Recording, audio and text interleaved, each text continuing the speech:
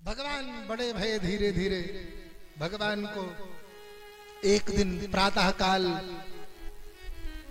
मक्खन खाने की जिद आ गई तो मैया यशोदा ने मक्खन कहा, अभी ताजा ताजा मक्खन निकालूंगी तो दूंगी। बोले नहीं, अभी मुझे चाहिए। तो शाम का बासी मक्खन दिया। कहा नहीं, मुझे ताजा चाहिए। तो बोले ताजा तो अभी है नहीं। तो उसी समय भगवान कन्हैया को बहलाने के लिए चंदा मामा खिलौने के रूप में दिया। एक परात में पानी भर के और चंद्रमा की जो छवि थी वो पानी में आया, अंगने में रख दिया। कहा चंदा मामा से खेलो, तब तक मैं माखन निकालो। जैसे मामा को पकड़ने गए तो पानी में छप से हाथ पड़ा तो हिल गया। चंदा मामा गायब, रोने लगे। तो एक गोपी ने कहा ग्वालन ने कि लाला अगर रोगे तो तुम्हें दुल्हनिया ना मिलेगी। तो जैसे लाला ने सुना दुल्हनिया ना मिलेगी तो तुरंत मैया से बोले कि मैया मैं दुल्हनिया चाहिए, मैं दुल्हनिया चाहिए, मैं दुल्हनिया चाहिए, मैं दुल्हनिया चाहिए, मैं दुल्हनिया चाहिए। अब जिद पकड़ ली है, मुझे तो दुल्हनिया ही चाहिए। आहा, बोले कैसी दुल्हनिया चाहिए? बोले ऐसी दुल्हनिया चाहिए कि जाको मैं जब गैया चराए हुए जाऊं तो अपने जेवन में रख के लेके जाऊं।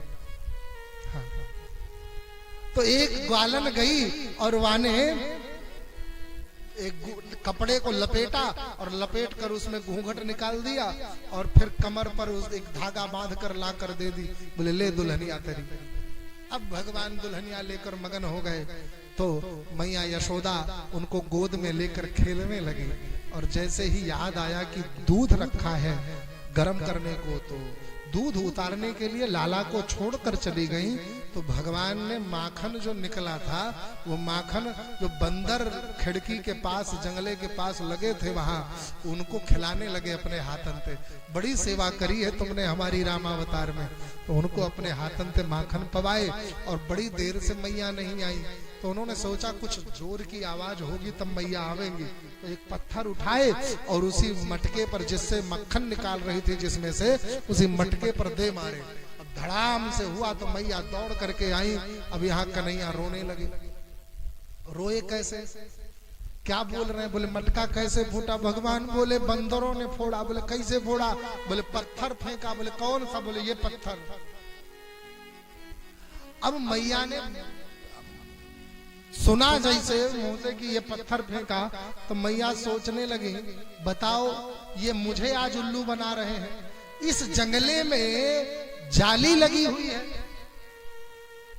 और इस जाली से इतना बड़ा पत्थर ये बंदर कैसे फेंक पाएंगे? पहली बात उठा नहीं पाएंगे और उठाएंगे तो फेंकेंगे कैसे?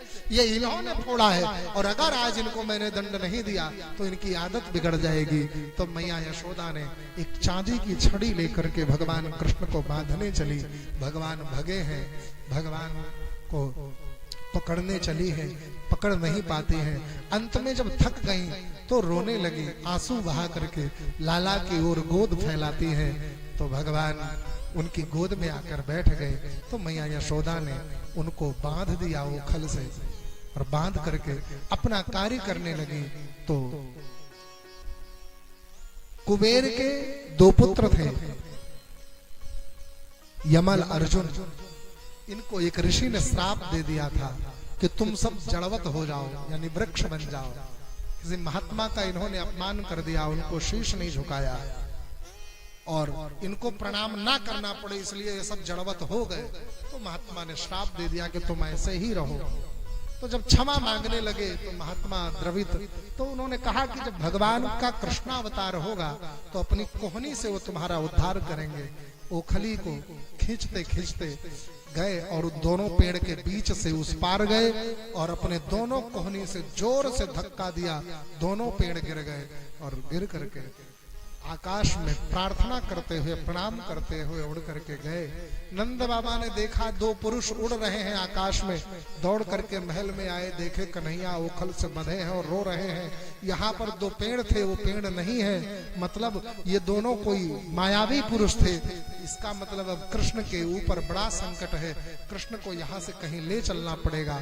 तो इनके छोटे भाई सर्वानंद जी महाराज ने कहा कि यहाँ से थोड़ी सी दूर पर गोवर्धन पर्वत के उस पार वृंदावन नामक एक वन है, उसमें वहां पर जमुना का भी जल पर्याप्त है और सुंदर हरियाली भी है। हमारी गायों के लिए चरने हेतु घास भी है और पर्वत राज महाराज गोवर्धन जी वहां पर विराजमान है, उनकी छाया रहेगी। क्यों ना हम लोग उसे वृंदावन में चल करके घर बनावे। तो वहां वृंदावन में गए हैं घर बनाने के लिए, घर बनाकर रहते हैं। और महाराज भगवान कृष्ण 6 महीने तक सभी ग्वाल वालों के साथ बैलगाड़ियों के नीचे तंबू लगा लगा कर सबके साथ रहे। और गोपाष्टमी के दिन भगवान कृष्ण को आगे करके गायों माता को उनके पीछे और उनके पीछे गाय के बछड़े और उनके पीछे सभी ग्वाल बाल मिलकर वृंदावन में जब सबके महल बनकर तैयार हो गए तो सबने एक साथ प्रवेश किया। और उसी दिन भगवान कृष्ण को गाय चराने की अनुमति मिली। गैया चराने भगवान गए तो वत्सासुर जो दंभ का स्वरूप है, याद रखना जब भगवान का प्राकट्य आपके जीवन में होगा तो आपके जीवन से जो दंभ है वो भी मिटेगा। दंभ को वत्सासुर के स्वरूप में मारा। बकासुर जो पाखंड का स्वरूप है, कहते हैं ना बगुला जैसे ध्यान करते हैं, बगुला तब तक ध्यानी बना रहता है जब तक मछली आती बाहर नहीं। जैसे मछली बाहर आती है मार के खा जाता है, तो बगुला पाखंड का स्वरूप है। बकासुर बन करके बकासुर के रूप में वो उनके बछड़ों उनके गायों को क्षति पहुंचाता।